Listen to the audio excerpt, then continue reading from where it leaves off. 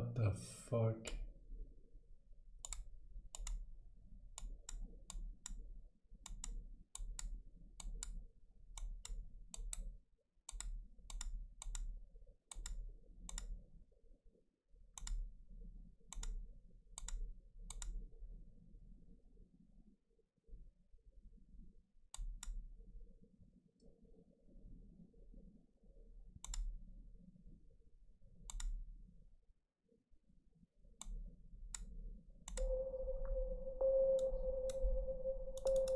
Okay, everyone has to fucking step Despite down. the sensationalism and outrage that surrounds a lot of games these days, and frankly has throughout the entire history of the medium, it's rare to hear about any game actually being banned by major storefronts and distributors for extreme or controversial content. But in December of 2025, there was Horses.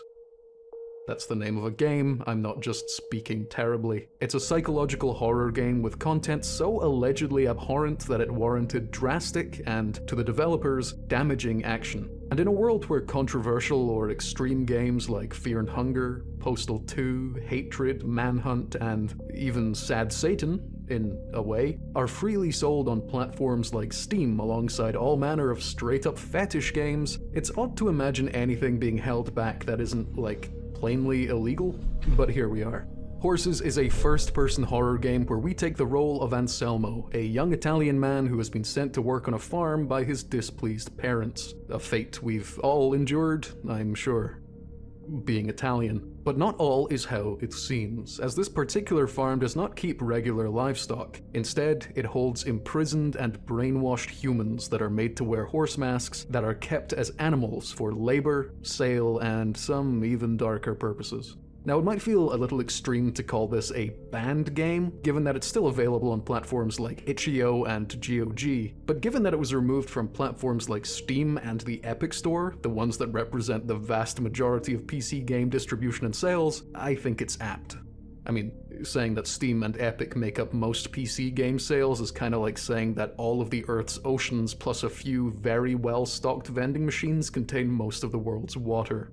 It's not wrong, I'm sure some people use those vending machines. Now, the game came out a couple of weeks ago, and I played it day one. The reason I haven't spoken about it earlier is, well, I was kind of waiting for, and also fully expecting, the video essayist crowds to swarm this game. And they kind of haven't, weirdly. It seems like the perfect topic for them, but hey-ho, now there's room for me to sneak into that niche. So today, we're gonna take a look at the game and see just how dark it actually is, and if a ban was truly the way to go.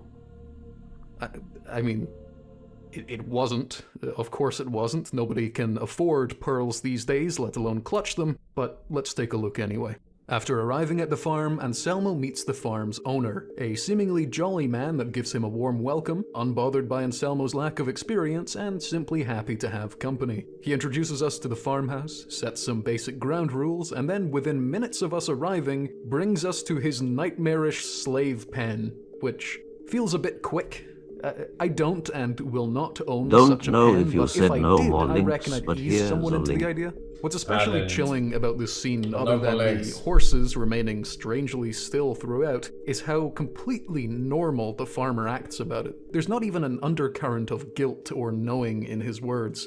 To him, these truly are horses, and I think that's way scarier than many of the smirking do-badders in a lot of other fiction. Alright, probably won't be playing that one. Bice Night Out, Ravenhold, welcome back. No Live, Vanny's game, and Emon Dog. DJ Gutorix, thanks for 7.